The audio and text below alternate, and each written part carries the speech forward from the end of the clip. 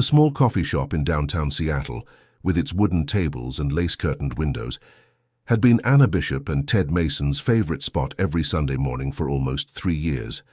There, over steaming cups of coffee and fresh croissants, the two of them used to plan their future, talking about the wedding they were preparing for the following summer, about the small apartment they dreamed of buying someday, and about the kids they wanted to have.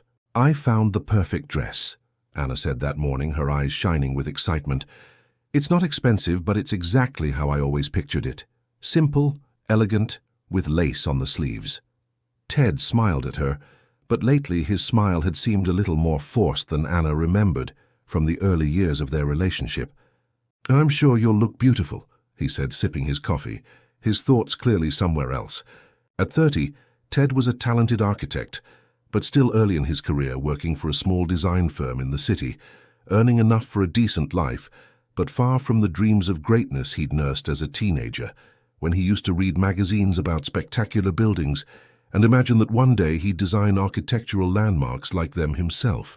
Anna, for her part, worked as an English teacher at a nearby high school, a job she loved deeply even though the pay was modest.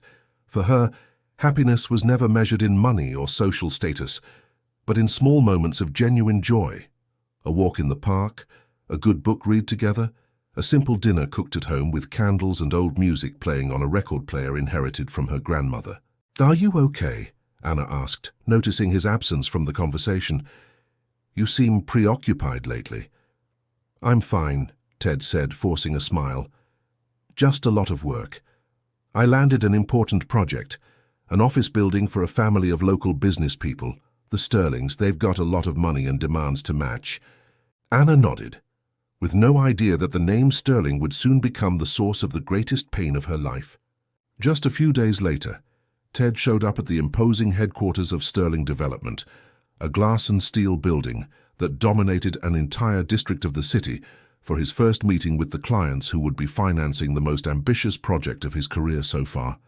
He was led to an office on the top floor, with a panoramic view of the city, where Richard Sterling, the company's founder, was waiting for him. A man past 60, with a calculating gaze and an air of absolute authority. "Mr. Mason," Richard said, standing to shake his hand, "I've heard good things about your talent. I hope you won't disappoint us." Ted had barely managed to reply when the office door opened, and in walked a woman who would completely change his life. Corinne Sterling, Richard's daughter and the company's director of development, was about 32, with sleek, glossy black hair, impeccably cut, and a self-assurance that radiated from her every gesture, from the way she entered a room to the way she wore her designer clothes, perfectly tailored to her athletic figure. "You must be the young talent my father's been telling me about," she said, extending her hand with a smile that seemed both professional and subtly provocative. "Corinne Sterling." "Ted Mason," he said, feeling his heart beat a little faster than it should have, a signal he chose in that moment to ignore completely. The work meeting that followed lasted a few hours, and Ted enthusiastically presented his concepts for the new office building, a bold design blending modern elements with the city's traditional architecture. Corinne asked pertinent questions, listened carefully to every explanation, and at the end of the meeting offered a compliment that would stay etched in Ted's mind for a long time. "You have a rare vision, Mr. Mason," she said, looking him directly in the eye. "Most architects I've worked with think only in terms of functionality. You think in terms of grandeur. I think we're going to work wonderfully together." In the weeks that followed, Ted spent more and more time at Sterling Development's headquarters, discussing project details directly with Corinne, who had gotten personally involved in overseeing every stage of the development. Their work meetings, initially strictly professional, gradually began stretching beyond office hours, turning into business dinners at exclusive restaurants, then into increasingly personal conversations about dreams, ambitions, and dissatisfactions tied to the lives each of them was leading. "Have you ever thought about leaving that small firm you work for?" Corinne asked him one evening, as they were sipping a glass of wine at a restaurant overlooking Green Lake Park. "With your talent, you could run your own firm. You could design buildings that would carry your name across generations, not just small projects for clients who don't appreciate your true worth." Her words touched exactly on those insecurities Ted had carried in silence for years. The ambition stifled, by the financial compromises of a modest life, the dreams of greatness he'd set aside to build a stable life with Anna. "The firm I work for doesn't let me go beyond certain limits," he admitted, with a candor he rarely allowed himself. "But realistically, I don't have the capital to start something of my own." "You could have access to capital," Corinne said, with a look that suggested far more than the words spoken. "My family invests constantly in promising talent. It would be a shame to let a talent like yours go to waste at some mediocre firm, alongside an ordinary life anyone could live." Ted felt something shift in him that evening. An inner door he'd always believed was firmly shut, beginning to dangerously creak open, letting in a seductive but deeply deceptive light about a life he'd never truly dared imagine for himself. A life in which his unspoken ambition might at last find its way to fulfillment, no matter the price he'd have to pay for it. 3 weeks later, Ted invited Anna to the same restaurant where he and Corinne used to discuss the project, a choice he'd later come to regret, though at the time he hadn't given it any symbolic weight. Anna arrived cheerful, wearing the blue dress Ted had bought her for her birthday the year before, carrying under her arm a catalogue of wedding invitations she wanted to show him. "I found the perfect design for the invitations," she said, sitting down excitedly at the table. "Look, what do you think? Pressed flowers, cream color, exactly how we always wanted it." Ted looked at the catalogue without really seeing it, his mind occupied with the speech he'd been silently rehearsing all day. "Anna," he said finally in a voice he was trying to keep calm, though he could feel his heart pounding erratically, "we need to talk about something important." Anna looked up from the catalogue, immediately sensing the shift in his tone, a feminine intuition that rarely fails when it comes to news no one wants to receive. "What's going on, Ted? You've seemed off for a few weeks now. Is it about the Sterling project?" "In a way," he said, avoiding her eyes. "Anna, I think I need something else from life than what we have." His words hung in the air for a few seconds that felt to Anna like an eternity. She felt the world around her suddenly lose its color, the sounds of the restaurant turning into a distant, muddled hum. "What do you mean?" she asked, her voice barely a whisper. "I think we need to break up," Ted said, forcing himself to say the words he'd rehearsed dozens of times, but which sounded in reality completely different than they had in his head. "It's not your fault, Anna. You're a wonderful person. But I feel like this life we're building together, this quiet pace, isn't what I want anymore." Anna stayed silent for a long time, looking at the man she'd believed she knew better than anyone else, searching his face for any trace of the man she'd fallen in love with, but finding instead a cold resolve that was completely foreign to her. "There's someone else, isn't there?" she asked finally, with a clarity that surprised Ted. Ted hesitated, but then decided Anna deserved at the very least complete honesty. "Yes," he said in a whisper. "Corinne Sterling." Anna felt tears begin to fall, but refused to make a scene in the middle of the restaurant, gathering with a dignity that would haunt Ted far more than any tears could have, the last shred of pride she had left. "I understand," she said, standing up from the table, her trembling hands gripping the catalogue of invitations that would now never be sent. "I wish you nothing but the best, Ted. I hope you find out there in that new world everything you're looking for." She walked out of the restaurant with her back straight, refusing to look back, refusing to give Ted the satisfaction of seeing her fall apart. As soon as she got home, to the small apartment they'd shared for 2 years and which she would now have to leave, she broke into a cry she'd held back with superhuman effort for a full hour.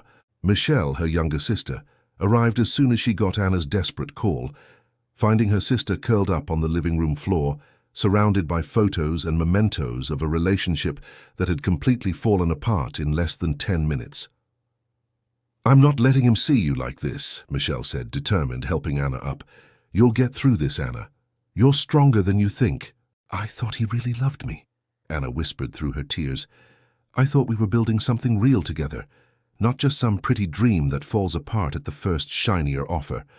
"Maybe that's exactly what shows who he really is," Michelle said gently, but with a trace of protective anger in her voice. "A man who gives up real love for money and status wasn't the right man for you anyway, no matter how much it hurts to find that out right now." That same evening, a few miles away, Ted was already at Corinne's luxury penthouse, with its panoramic view over the entire city, celebrating with a bottle of expensive champagne the apparent beginning of a new era in his life. "You made the right choice," Corinne said, pouring him a glass, with a smile that hid, though Ted didn't notice it in that moment, a trace of calculated satisfaction. "You deserve so much more than an ordinary life, Ted. You deserve to shine." Ted drank the champagne, trying to push from his mind the image of Anna walking out of the restaurant with her back straight and her eyes full of unshed tears, an image that would haunt him, though he didn't know it yet, for far longer than he expected on that seemingly triumphant evening, when he believed he'd finally chosen the path to the great success he'd always dreamed of. In the weeks that followed, Ted completely gave up his position at the small firm where he'd worked for 7 years, accepting a position as lead architect at Sterling Development, a salary several times higher, an impressive office on the 10th floor, and access to a lifestyle he'd never truly dared imagine. Luxury cars, trips abroad for exclusive architecture conferences, dinners at restaurants where a single meal cost as much as his monthly salary from his old life. He moved into Corinne's penthouse just a month after breaking up with Anna, a decision made with a speed his close friends observed with quiet concern, though none of them dared, at first, to openly say what they really thought about the rapid, radical transformation their friend was going through. 6 months later, Ted's life looked completely different from anything he'd known before. He wore custom-tailored suits, drove a luxury German car the company had put at his disposal, and his name had started appearing in the local business press, always tied to the monumental new Sterling office building project, already considered the city's most ambitious architectural project of the last decade. But beneath this shining surface, something had begun to creak. A vague sense of discomfort Ted felt more and more often, though he refused to give it much attention, convinced it was just a matter of adjusting to the new pace of life. "Why did you change the building's facade without consulting me?" he asked Richard Sterling at a project meeting, looking with distrust at the modified plans that had appeared on his desk that morning without any prior discussion. "We felt your original design was too bold for our main investor's taste," Richard replied, in the calm but firm tone of someone unaccustomed to ever having his decisions questioned. Corinne agreed with the changes. "I think you should focus on execution, not concept. The concept's already settled." Ted felt a wave of frustration, but to his own surprise chose to stay silent, a reaction completely different from the one he would have had just a year earlier, when every detail of a project proudly carried the full stamp of his artistic vision. Later that evening he mentioned the incident to Corinne, hoping for at least a hint of solidarity from her. "Your father changed the building's facade without asking me," he said, while she touched up her makeup for a party they were about to attend. "I think my original design was much better." "Ted, honey," Corinne said, without turning her gaze from the mirror, "my father has decades of business experience. You need to learn to accept that sometimes artistic vision has to give way to commercial realities. Don't get upset over small things."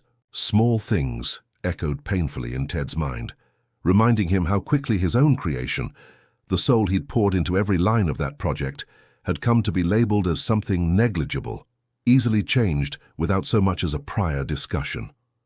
The party they'd returned from that night had been thrown by an important business partner of the Sterling family, and Ted noticed for the first time truly consciously the way Corinne introduced him to her friends and acquaintances, not as her life partner, with his own achievements and ambitions, but rather as a talented accessory, a successful project of the family, next to whom Corinne could be seen shining even brighter. "This is Ted, our wonderful architect," she introduced him, several times over the course of the evening, to important investors and business people, always using the possessive pronoun our, as though Ted were a valuable acquisition of the company, not a man with an identity of his own. Brian, the only old friend who still insisted on seeing him from time to time, though Ted had become increasingly hard to reach in recent months, had noticed the change in him from their very first meeting after the move to Corinne's penthouse. "Are you sure you're happy, Ted?" Brian had asked during a rare evening when they'd managed to grab a beer, at a place far more modest than the ones Ted frequented now. "You seem, I don't know, less like yourself than I remember." "I'm the happiest I've ever been in my life," Ted had insisted, though the words sounded even to himself more like a statement he needed to repeat in order to believe it than a truth he genuinely felt. "Have you talked to Anna at all, since you two broke up?" Brian had asked cautiously, noticing how Ted's expression changed instantly at the mention of that name. "No," Ted had said curtly, suddenly wanting to change the subject. "Why would I talk to her? We've both moved on, I guess." The truth, which Ted refused to fully acknowledge, was that Anna's name still had the power to twist his stomach into a painful knot, a feeling he associated without meaning to with regret, though he still wasn't ready to admit that even to himself. A few weeks later, a colleague from the design team, Samantha, a discreet woman who'd worked at Sterling for over 8 years, approached Ted during a coffee break, with obvious caution in her voice. "I hope you don't mind me saying this," she began, glancing around to make sure no one else was listening, "but I think you should know something about how things work around here, with Miss Sterling." "What do you mean?" Ted asked, feeling a chill of unease. "You're not the first," Samantha said gently, but with an evident trace of genuine concern. "I've seen this happen before, a few times over the years. Talented, ambitious men, drawn into the family's orbit, promoted quickly, showered with luxury and attention, and then at some point they just vanish from the company as fast as they appeared." Ted felt his stomach tighten, a dark premonition beginning to take shape in his mind, though he still stubbornly refused to give it his full trust. "What are you trying to tell me, Samantha?" he asked directly. Samantha hesitated for a moment, then decided to go on, risking perhaps her own position at the company to warn her younger colleague. "I'm trying to tell you, Ted, that maybe you should pay closer attention to what's going on around you before it's too late to change anything." Samantha's words haunted Ted for days on end, refusing to let his mind rest. He began, without fully realizing it, to notice details he'd overlooked before. The way Corinne spent hours on the phone, in separate rooms, speaking in hushed tones with someone whose calls were marked in her planner only with the initials AM. Her frequent trips to Vienna, officially for business meetings, but which sometimes stretched an extra day or two, with no detailed explanation. The drawer of her home office desk, which Ted had never once seen opened in his presence. One evening, while Corinne was away on one of her frequent trips to Vienna, Ted stayed alone in the penthouse, unable to sleep, his mind constantly returning to Samantha's warning. He got up from bed and headed to the desk in the corner of the bedroom, a space Corinne considered strictly personal, one Ted had respected until then without asking questions. The drawer was locked, but Ted, hands trembling from a mix of guilt and determination, found the key hidden in a jewelry box on her desk, exactly where he'd happened to see it a few months before, without giving that seemingly insignificant detail any importance at the time. Inside he found a stack of documents, most related to the company's business, but among them a separate folder, discreetly marked with the initials AM, caught his attention immediately. He opened it with trembling hands and found inside photographs of Corinne with an elegant man, apparently in his 40s, in locations that clearly looked Viennese. The Vienna Opera House, a lavish restaurant, a walk along the Danube. Beneath the photographs, an official document written in German, but with enough recognizable words for Ted to grasp the gist. An engagement contract, signed 8 months earlier, between Corinne Sterling and Alexander Meyer, heir to an Austrian industrial conglomerate, a document explicitly outlining the terms of a planned business merger between Sterling Development and the Meyer Family Corporation, a strategic alliance to be sealed by the marriage of the two, scheduled for the following year. Ted felt the floor drop out from under him, suddenly realizing with painful clarity the true nature of the relationship he'd naively considered a genuine love story. He had never been a life partner to Corinne, but rather a temporary indulgence, a sophisticated distraction for the period between the signing of the engagement contract and the official wedding to her real fiancé. A man befitting her family's ambitions and status. He kept searching through the documents, gradually discovering a complex web of clues he hadn't noticed, or which he'd chosen, perhaps out of convenience, not to see. Emails to lawyers about planning the Viennese wedding, correspondence with a Paris wedding dress designer, even a guest list that included names from the most influential business families in Central Europe. In the folder, He also found other photographs, older ones, which shocked him even more deeply. Images of other men, different from him, but strikingly similar in profile. Talented, ambitious young men, photographed alongside Corinne in seemingly intimate moments, in luxury locations similar to the ones he himself had visited in recent months. Among them, he recognized a photographer known from the local press, a successful young lawyer he'd vaguely heard had worked for Sterling a few years back, before disappearing completely from the city's public life. Samantha had been right. He wasn't the first, he was just the most recent in a long line of talented men drawn in and consumed by the Sterling family for purposes that had very little to do with real love and much more to do with the complex strategies of image and power consolidation of a family accustomed to using people as pieces in a corporate chess game.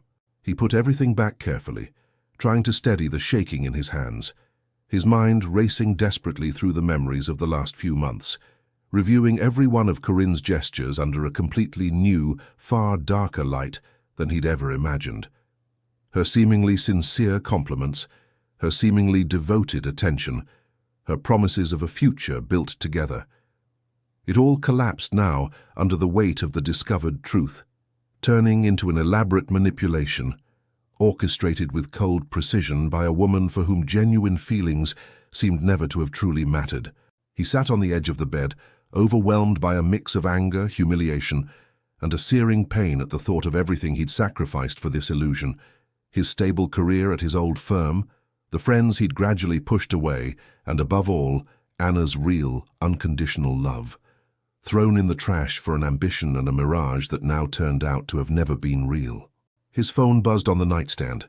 A message from Corinne sent from Vienna. "Miss you, babe. See you tomorrow night. I have a surprise for you." Ted stared at the message for a long while, feeling his anger gradually turn into a cold, almost clinical resolve. He needed more proof before acting, needed to understand exactly how far this manipulation went, and needed, perhaps more than anything else, the courage to finally, fully and honestly, acknowledge how terrible the mistake he'd made a year ago had been when he chose false glitter over real love. The next day, Ted spent his lunch hour searching, with cold determination, for more information about Alexander Meyer and the alleged business merger between Sterling Development and Meyer. He quickly found confirmation of his fears.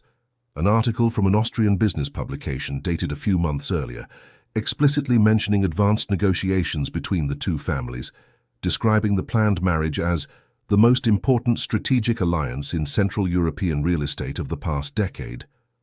He felt the need to talk to someone, and the only name that came to mind was surprisingly quickly Brian, the friend he'd neglected so much in recent months. He called him immediately, and his voice must have betrayed enough desperation for Brian to agree to meet that very evening, without hesitation. "I've been an idiot," Ted said as soon as they sat down at the same modest table at the bar where they used to meet before all this circus with the Sterling family. An idiot blinded by money and an illusion of greatness. He told Brian everything he'd discovered, and his friend listened in silence without judging him, though in his eyes one could clearly read an "I told you so" that he chose, out of consideration, not to say out loud. "What are you going to do?" Brian asked finally. "I have to confront her," Ted said with a new resolve. "I need to hear the truth straight from her mouth, even though I already know what she's going to tell me." Corinne returned from Vienna the following evening as promised, arriving at the penthouse with an elegant box in hand, the supposed surprise mentioned in her earlier message. Ted was waiting for her in the living room, with the folder of documents on the table in front of him, harshly lit by the only lamp he'd left on in the room. "What's this?" Corinne asked, stopping abruptly in the doorway, immediately recognizing the folder she'd believed was safe, hidden in her locked drawer. "I think you know exactly what this is, Corinne," Ted said, in a surprisingly calm voice, considering the storm raging inside him. "Alexander Meyer, the business merger, the wedding scheduled for next year in Vienna." Corinne's face went for a moment completely still, a professional mask Ted now recognized for exactly what it was, a crisis management strategy, not a genuine emotional reaction. "It's not what you think," she said finally, setting the box down on the table with calculated precision. "Alexander is just a business formality. You're the one who—" "Don't say another word," Ted interrupted, rising from the couch. I don't want any more prettily wrapped lies, Corinne. I found the photos with the other men. Samantha already told me about this pattern in your family. I'm just your latest project, aren't I? A talented architect plucked from a small firm, transformed, used for image and entertainment, until the real business wedding becomes imminent, and I suddenly become useless. Corinne stayed silent for a long time, and when she spoke again, her tone had changed completely, losing every trace of feigned warmth, becoming cold and pragmatic, almost corporate. Fine, Ted. Yes, I'm engaged to Alexander. Yes, that merger matters to the company. But what we had was real in its own way. I gave you a career you'd never have dreamed of at that mediocre firm where you were stagnating. I gave you a lifestyle you couldn't even truly imagine before you met me. You gave me a gilded cage, Ted said bitterly, in which I gave up my own artistic vision, my real friends, and worse, the woman who loved me truly, unconditionally, without caring about my social status or my wealth. You can stay if you want, Corinne said, with a calculated coldness that shocked Ted more than anything else he'd heard that evening. The arrangement could continue discreetly, even after the wedding. The Mayer family doesn't necessarily need to know everything. Ted looked at her with a mixture of disgust and pity, finally realizing with complete clarity how far he had strayed from the values he'd once held dear, how much he had let himself be corrupted by a world in which people became mere tools for consolidating power and social image. No, he said simply but firmly. I don't want any of this anymore. Not the fake career, not the penthouse, not the luxury car. I just want to fix, if it's still possible, the terrible mistake I made a year ago. He left the penthouse that same evening, taking only a few strictly necessary personal belongings, leaving behind the expensive suits, the keys to the luxury car, and, above all, the illusion of a life built on false foundations. The next day, he handed in his resignation at Sterling Development, a decision Richard Sterling received with cold, almost amused indifference, as though he'd expected exactly this outcome from the very beginning. Good luck, Mr. Mason, Richard said with no trace of regret in his voice. I hope you finally find exactly what you're really looking for. News of Ted and Corinne's breakup and of his unexpected resignation from Sterling spread quickly through the city's business circles, and overnight Ted became the subject of countless rumors and gossip, most of it painting him as a naive young man used and discarded by a powerful family, a humiliating narrative he was forced to accept, aware that the truth, however painful, was much closer to reality than he'd ever want to admit. Left without a job, without a penthouse, and without the reputation he'd built over the past year, Ted moved in temporarily with Brian in his small apartment, facing for the first time, truly, the real scope of the collapse he himself had brought about, but feeling at the same time a new and powerful determination to fix, if it was still possible, the biggest mistake of his life. 7 months had passed since that evening Ted left Corinne's penthouse, months in which he'd rebuilt his life, brick by brick, with a modesty and determination he hadn't felt in a very long time. At first, he'd taken a job as a technical draftsman at a small construction firm, accepting a salary far lower than what he'd had at Sterling, but feeling, for the first time in a year, genuine satisfaction in his work, untainted by compromises or hidden manipulation. Over time, a few former college classmates, hearing about his situation through the network of the city's small architectural community, offered him independent collaborations, small but honest projects for real clients with real needs, far from the artificial world of major corporations. Ted discovered, to his own surprise, that these modest projects brought him a far deeper joy than the grand Sterling office building he'd worked on a year earlier, a joy tied to the genuine feeling of a job well done, appreciated by people who truly respected his talent, not just his image value. But no matter how much the outer shape of his life had changed, one thought kept returning, in the silence of the nights, refusing to leave him in peace. Anna. He thought about her almost every day, wondering how she'd made it through the pain he'd caused her, whether she'd found happiness with someone else, whether she hated him for what he'd done, or whether, perhaps, somewhere deep down, there still remained a shred of hope for reconciliation. Brian, who'd kept up sporadic contact with mutual former colleagues, had confirmed that Anna was doing well, that she was still teaching at the same high school, but he consistently refused to offer further details, feeling it wasn't his place to get involved in the deeply personal decision Ted would soon have to make. "I need to talk to her," Ted said one evening as he and Brian were having dinner at the latter's modest apartment, which had by then become Ted's permanent temporary home. "Not necessarily to ask for her back, but at least to apologize properly. I owe her that." "Be prepared for any reaction," Brian warned him, with the caution of a true friend. "Maybe she'll never forgive you, Ted. You hurt her deeply, and she has every right to never want to see you in her life again." "I know," Ted said with painful honesty, "but I still have to try." For several weeks, Ted searched for the courage to reach out to Anna, drafting and deleting countless messages, each one seeming either too rushed or too pretentious, or simply unfit for the gravity of what he wanted to convey. In the end, he decided that a handwritten letter delivered in person would be the most fitting way to express his sincere regret, far from the impersonal coldness of a digital message. He found Anna on a Saturday morning, at the same coffee shop downtown where they used to plan their future together, years earlier. He'd learned through a former mutual colleague that Anna still went there every weekend, a habit that not even their painful breakup had managed to destroy completely.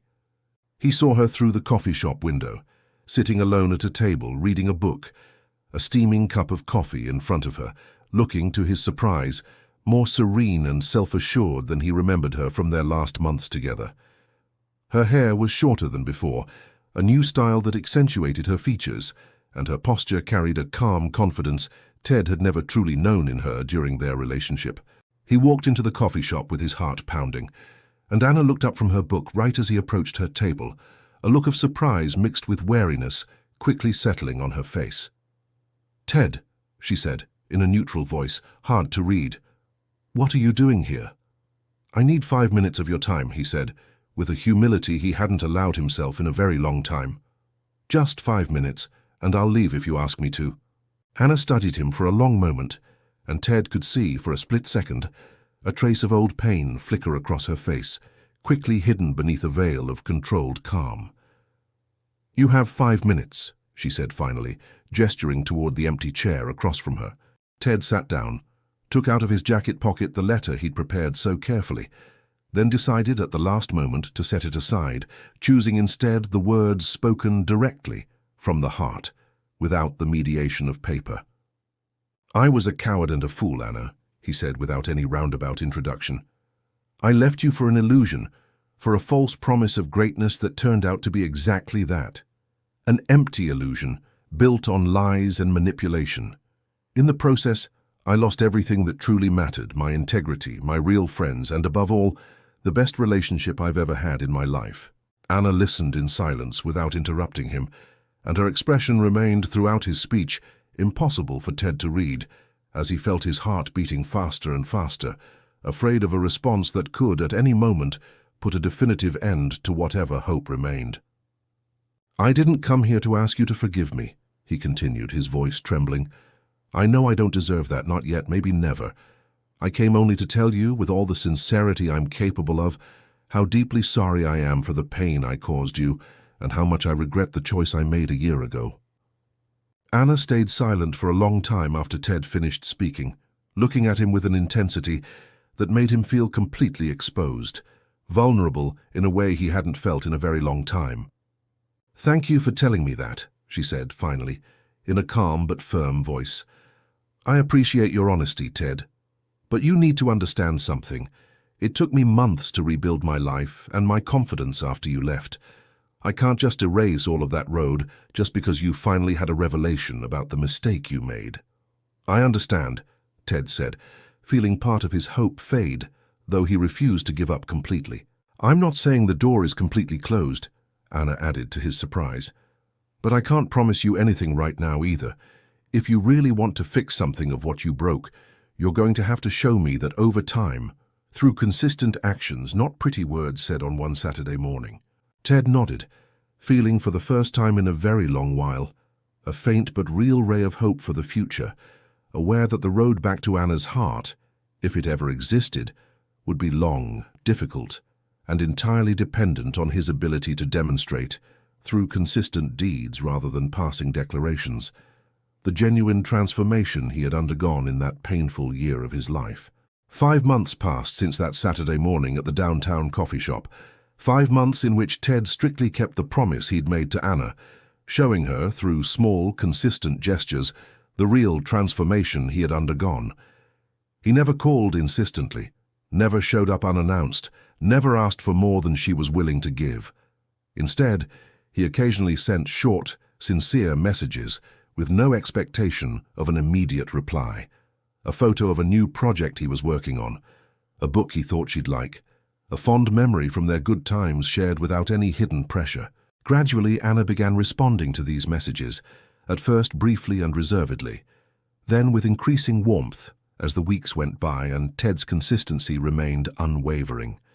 They started seeing each other occasionally, at first in groups of mutual friends, then gradually in one-on-one conversations, short walks in the park or quick coffees between their work schedules, each meeting unfolding with the caution typical of two people learning again, step by step, to trust each other.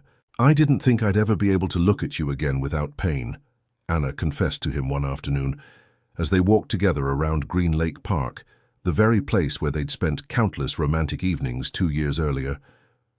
"But I think, for the first time since we broke up, I'm actually glad to see you." "I realize how long it took to get here," Ted said with gentle sincerity, "and I'm deeply grateful for every chance you've given me to prove that I've truly changed, not just through a nice speech, but through real actions, sustained over time."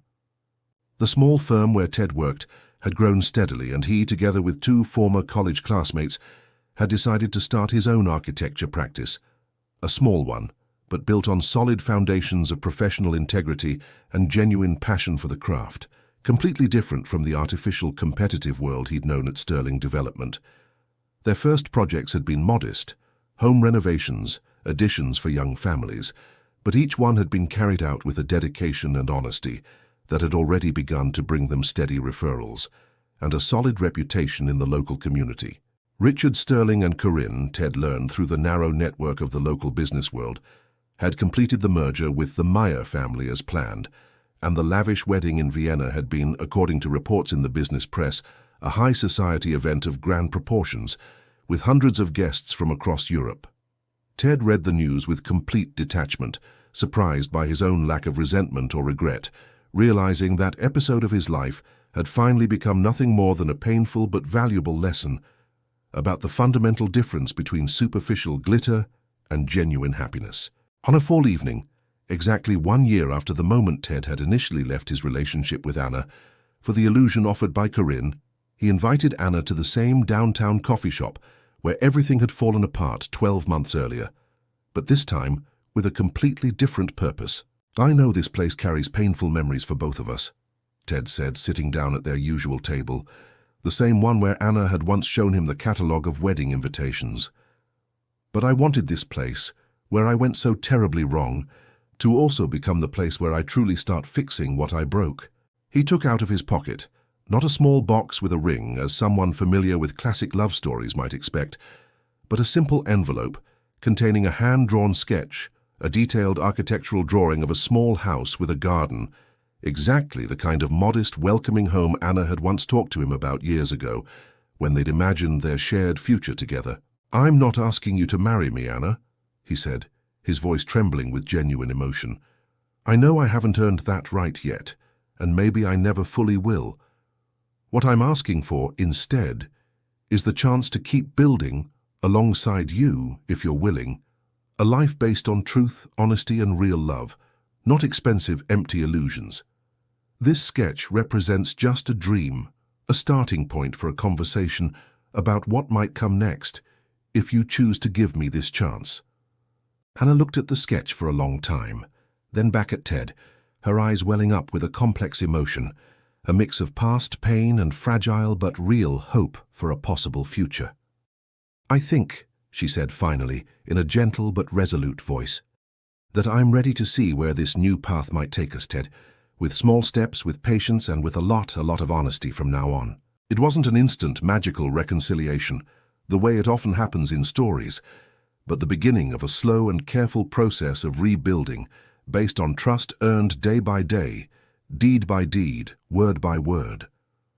But for Ted and Anna, that new beginning, however fragile and uncertain, was worth infinitely more than all the artificial glitter of a world built on lies and hidden interests, a lesson both of them would carry with them for the rest of their lives, as a reminder of the true price of genuine love and the courage to find, even after the most painful mistakes, the right way back home.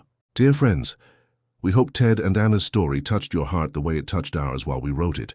If this story's emotion won you over, we warmly invite you to subscribe to our channel and hit like to help us keep bringing you stories about mistakes, regrets, and the genuine chances at reconciliation that life sometimes offers us when we're willing to learn from the pain of the past. Every day we prepare new stories, just as full of emotion and unexpected twists. So don't forget to turn on notifications so you never miss a chapter of what's coming. We'll be waiting for you in the comments to hear which part of Ted and Anna's story moved you most, and we can't wait to see you again for our next story.